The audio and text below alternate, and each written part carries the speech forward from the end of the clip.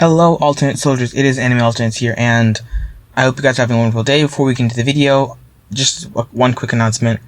We hit 100 subs, so the 100 sub special and the 50 sub special are going to be the same thing, and that is What If Naruto and Hinata Were Prodigies. It's going to be an entire series in just one video, and it will probably be like one of the few exceptions to the Tuesday-Thursday post schedule. But yeah, so without further ado, roll the intro.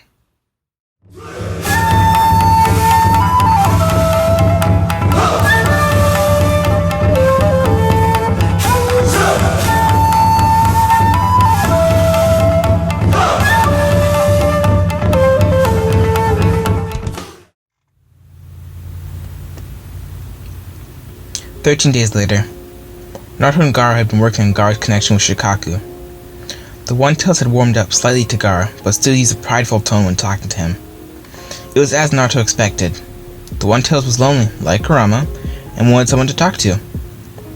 Gaara had also been getting better sleep without having to worry about the One-Tails going on a rampage. After their 2-week training period had ended, Naruto started training by himself to be able to use a variation of the Flying Raijin. The third had said it was called Guiding Thunder. Naruto knew the opposite of this technique. He teleported people and things to him. This variant of the Flying Thunder God will teleport things away from him to an area marked with his Flying Thunder God formula. 1 hour later, Naruto was getting angry. He wasn't picking this up quick enough. I always seem to be able to form better when I'm under stress. I got it, Naruto thought. I'll just have to put myself in a position where I'm forced to perform. Naruto then created 2 shadow clones and had them throw a boulder at him. The results were as expected. Naruto found himself being able to teleport the boulder away at the last second. The kunai was in his mouth and his palms were outstretched, facing the oncoming boulder. Just before it hit him, a seal appeared in the air, absorbing the boulder. Naruto had heard a thud and looked over to see the boulder sitting 20 yards away. Naruto did this a few more times, successfully being able to move the boulder. Naruto then worked on his regular Flying Thunder God for the rest of the time up until the tuning exams. Naruto also worked on his speed without the Flying Thunder God, and a strategy to nullify Neji's Byakugan. 2 weeks later, the finals. Naruto walked onto the field and looked at Neji. Then he looked into the stands and gave Hinata a thumbs up. When the fight started, Naruto created 5 clones that rushed towards Neji. He took care of them with ease, not even activating his Byakugan. When the last one was falling, Naruto smiled, and Neji noticed this. He was about to ask what was funny before he could all the clones exploded into huge clouds of smoke. Neji activated his Byakugan, saying, "You can't hide from my eyes," but almost immediately doubled over, clutching his eyes in pain. "What did you do?" Neji asked in an enraged voice. "The smoke's mixed with my chakra," Naruto explained from multiple places in the smoke so that Neji couldn't find him. "This blinds your Byakugan's X-ray vision and ability to see through chakra, so for the next hour or so, your Byakugan is completely blind." The smoke cleared and Neji was still looking around. But then he clenched his jaws and performed the seal of confrontation. His Byakugan deactivated, but the cloudy look in his eyes disappeared. "So I'll have to beat you without my Byakugan." "That's not much of a problem," Neji said cockily. "We'll see," Naruto said, performing some hand signs and summoned a large scroll. He unsealed a pile of smaller scrolls and scattered them across the field. "Really, sealing scrolls in the larger scroll? That's pitiful. You should just leave seals to people who can actually use them, like Tenten," Neji spat out.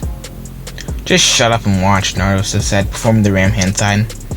All the scrolls ejected a tree, and the tree's roots started taking hold in the earth.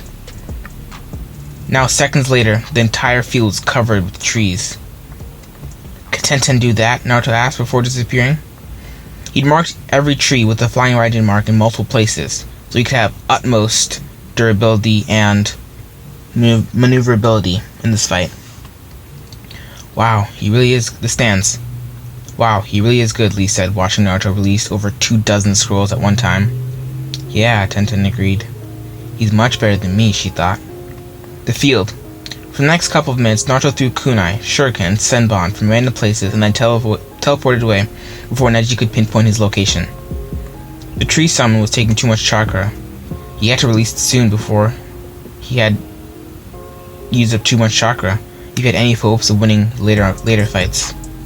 "That's it," Naruto thought. Releasing all of them will create smoke, and you can use that cover as a cover to finish this. Naruto then performed the ram hand sign, and again, all the trees disappeared. Naruto rushed forward and delivered brutal barrages of punches and kicks enhanced with chakra. When the smoke cleared, Neji was lying on his back. Naruto was standing over him. Naruto then proceeded to give Neji a speech about how your destiny isn't set. Then Naruto walked back up into the stands and watched the next fights. When the last fight was called, Naruto walked onto the field and looked at Lee. "Start," the proctor called. Naruto and Lee started to run at each other, but before either one of them landed a single blow, feathers started raining down from above. The people in the crowds fell asleep and the Sand Shinobi started attacking. Naruto saw Gaara and his siblings leave. He turned back to Lee. "We'll finish this later. Right now you need to go and protect the village from the invading forces. I'm going after Gaara," Naruto explained, freeing Lee from the Genjutsu. He then raced after the Sand siblings. "Something's off," Naruto said. "They weren't leaving the village, they're going deeper in." Whatever the case is, this stops now. Naruto used the Flying Thunder God to teleport to the kunai he'd given to Gaara. He appeared in front of them and backflips a couple yards away to gain some distance. Naruto spoke. Naruto spoke first. "I try and be nice to you, and this is what I get? Well, it's done here and now. I beat you once, I can do it again." "Wait, Naruto," Gaara said, holding up his hands. "Help us stop this invasion, and I'll give you a full explanation." "Fine, I'll wait, but if I get any hint of you betraying me, I won't hesitate to wipe you out," Naruto replied. For the next 45 minutes, Naruto and the Sand siblings broke up any conflicts between the hidden Sand Shinobi and Konoha Shinobi. The Sunagakure Shinobi were taken to an open clearing where they waited under the watch of Konoha Ninja. "Lord Third," Naruto thought in a panic. "I'll be back, Gaara." Naruto teleported to Lord Third, hoping he wasn't too late. As he arrived, he noticed a flying sword flying towards him. He jumped forward and to the side, catching it before it hit Lord Third. Naruto saw what was happening. Lord Third was holding a paralyzed Orochimaru. It took Naruto a few seconds to realize what the jutsu was. "You're right, Naruto," Hiruzen said in an extremely strained voice. "But how do you know about it?" "I've researched everything about my clan," Naruto explained, his eyes still wide. "But Lord Third, you'll die after this jutsu is complete." "I know," Hiruzen said. "I can only steal a part of him. So Naruto, when I die, please kill him before me." Hiruzen then poured the last of his strength into removing Orochimaru's arms. Before Hiruzen collapsed, Orochimaru shouted, "Undo the barrier!" Immediately the barrier collapsed and the Sound Four rushed Orochimaru off. Naruto created a shadow clone that caught Hiruzen. Naruto looked at Hiruzen, who even in death wore a smile, and raced off, leaving the clone with Hiruzen. Naruto caught up with the Sound Four after about 10 minutes. His vision was tinted red with rage. "You're not going anywhere," Naruto said. The Sound Four turned around and Naruto created clones that rushed forward. Jirobo jumped forward and prepared to smash the clones. "Wait, you idiot!" Tayuya screamed. "Too little, too late," Naruto snarled as Jirobo smashed the clones. Instead of poofing, the clones simply turned to electricity, paralyzing Jirobo. Naruto then teleported to one of the kunai the clones had dropped and plunged a purple Chidori through Jirobo's chest, killing him instantly. Jirobo had no time to react. "Why is it purple?" Naruto thought, then noticed the red chakra around him. "This power. I like it." There was no time to admire it now. Naruto did a couple of back handsprings to gain some distance. The other three went into their curse mark state 2 forms. Sakon and Ukon split into 2, bringing the score back up to 4-1. Naruto created 3 shadow clones and then went hand-to-hand with Tayuya, Sakon, and Ukon, breaking Tayuya's flute before she could activate her Genjutsu. Kidomaru simply jumped high into one of the trees and summoned his giant spider, while observing Naruto's battle style. Naruto noticed this and summoned Dorikyu, who quickly disposed of the spider and then left. Naruto also started being as unpredictable as possible. Naruto saw something move out of the corner of his eye. It was about where Kidomaru was, he thought. Then Naruto saw a flash and barely had time to register the arrow flying towards him. Naruto turned towards it and stuck out both of his hands, teleporting Sakon and Ukon to Tayuya in front of him. The arrow smashed through all 3 of them, and then into Naruto, and then into the ground behind Naruto.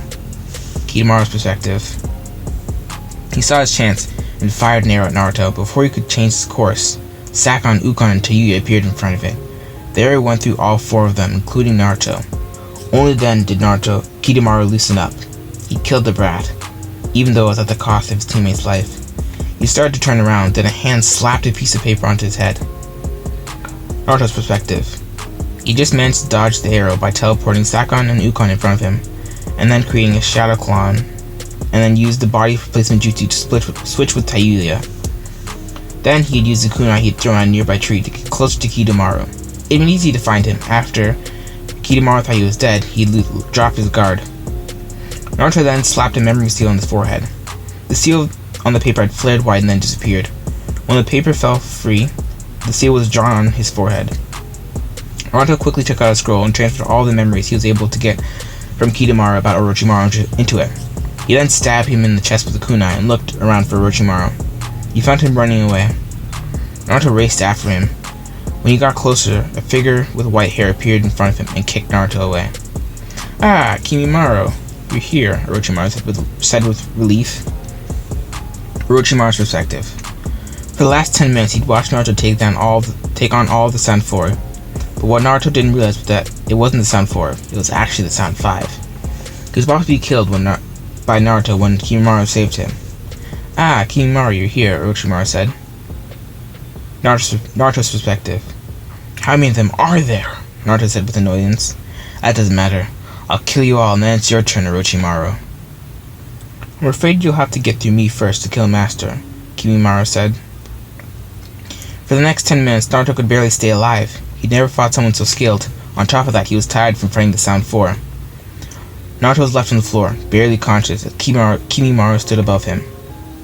"I'm impressed that you were able to defeat 4 of the 5, but you will not be killing Master today," he said, as he raised one of his bone swords above Naruto's head. He was about to plunge it downward when Orochimaru grunched in pain.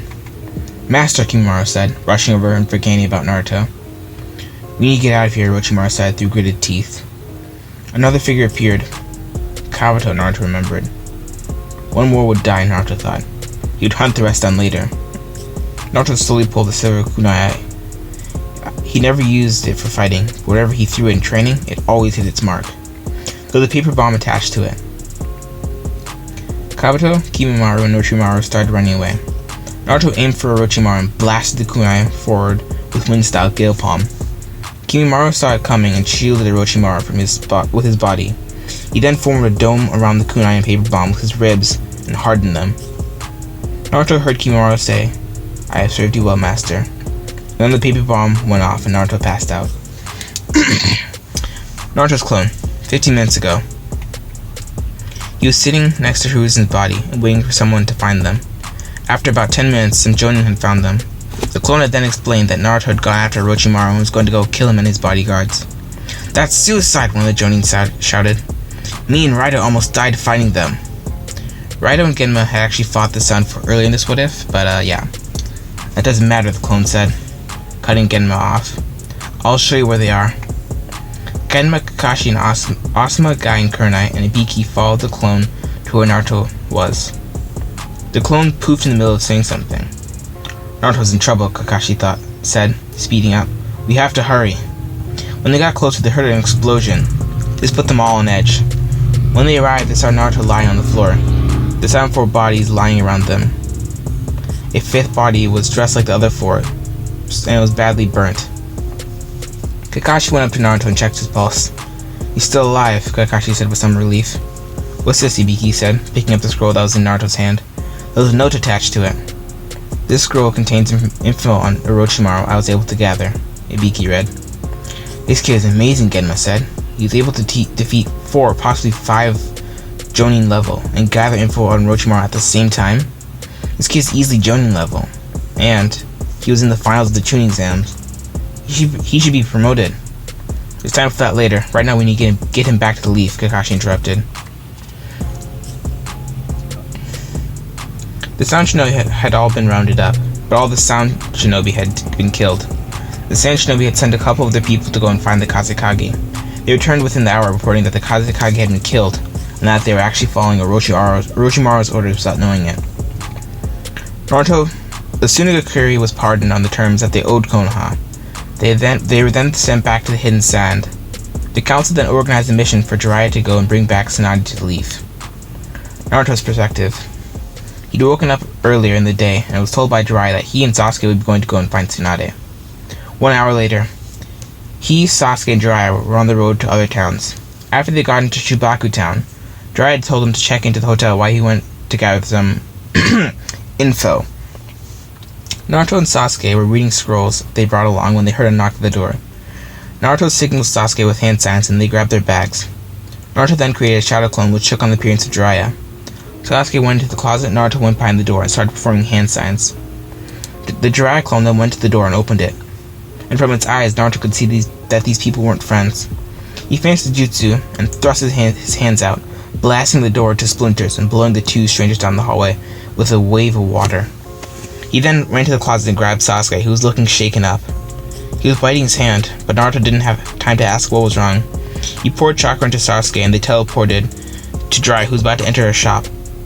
Naruto grabbed his hand until they teleported to a kunai he'd left outside the village. "What was that about?" Jiraiya said, sounding disappointed. "I'd finally gotten some info and I was about to get a little bit more." "We don't have time for your antics. We were almost killed because you weren't there," Naruto said angrily. Itachi was there," Sasuke said, shaken out. "What? Where?" Jiraiya said, completely changing his tone. "We need to..." "They're coming," Naruto interrupted, as he started forming hand signs with the great shark bullet jutsu. As soon as the figure stepped out of the clearing, Naruto thrust both his hands forward, saying a giant shark towards the duo. The taller figure simply took the sword off his back and absorbed the shark with it. "Hey guys," Naruto said. "The only moves that work against the guy with the sword are physical attacks, but don't touch him with the sword or it will simply absorb your chakra." Naruto then looked at Sasuke, who was shaking. He quickly stepped closer and slapped him across the cheek. "Sasuke, if we're gonna beat these guys, you need to be focused." Sasuke nodded and returned to his normal self. Naruto then pulled out a scroll and summoned Kubikura Bocho. "The Executioner's Blade," Kisame said. "That means that Zabuza is dead. I'm gonna enjoy this." "Don't get carried away, Kisame," Itachi said. Kisame rushed at Naruto, who quickly placed the kunai in his mouth and charged forward. They met in the middle of the clearing. As they exchanged blows, it was proved that Kisame was the better swordsman, but Naruto wasn't the average in Kenjutsu. Naruto saw an opening and lunged forward, scoring a gash on Kisame's cheek. Then Kisame smiled and swung downward with Samehada. Naruto realized his mistake. Kisame had allowed him to cut his cheek. This had put Naruto in the perfect position to be smashed. Naruto then twisted his head and flung the kunai in his mouth past Kisame's face. Then he twisted around and used Kubikura Bocho to stop Samehada from crushing him. But he was still smashed into the ground. Kisame was pressing down with Samehada onto the Executioner's Blade, which was being pushed back by Naruto. One of his hands was on the Executioner's Blade, and the other was on the blunt side of the blade. After about a second, the sword poofed, and the Samehada hit Naruto. He also poofed. "Die!" Naruto yelled as he was falling. Kubikura Bocho was covered in electricity and was moving faster than it should have been.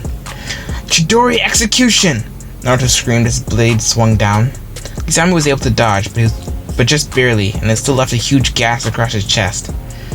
When the blade hit Samehada, the electricity was simply sucked in, but it still hacked off 5 scales. Naruto stepped back, Jiraiya said, performing the told mouth bind. Itachi still burned through it with Amaterasu, but this time they were in the forest, and he and Kisame had retreated. Naruto then walked over to the scales that he had cut off from Samehada and sealed them into a scroll. 2 weeks later, heading back to the Hidden Leaf.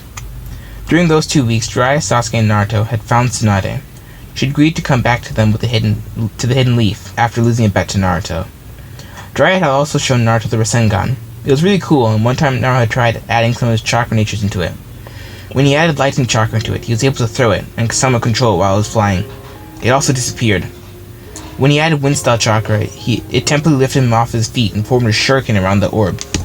When he added water style, he could also throw it, but this time it exploded in all directions with a ton of water. He even added the swirling motion to his Chidori, which formed a drill and allowed him to create it, without any hand signs. Naruto dubbed it the Storm Cutter, saying it was stronger than Kakashi's Lightning Cutter. It increased the Chidori's piercing power and made it a lot stronger. It now covered Naruto's entire arm, as well as sounding like howling wind now. Jiraiya had showed them the frog summoning. It wasn't really Sasuke's style, so Naruto had shown Sasuke the snake summoning. Hey guys, I'm sorry about the background noise, yeah. They didn't meet or engage Orochimaru, and the trip went quite smoothly. As soon as Tsunade became the Hokage, she promoted Naruto, Sasuke, and Shikamaru to Chunin. She then told them they each had a week to gather a team of 4 people, including themselves, and then train a little. They would be hunting down someone. When all the groups were together, Naruto is going to be the main leader, seeing as how well he knows the most about this person. Who is it? Shikamaru asked. Orochimaru, Tsunade answered.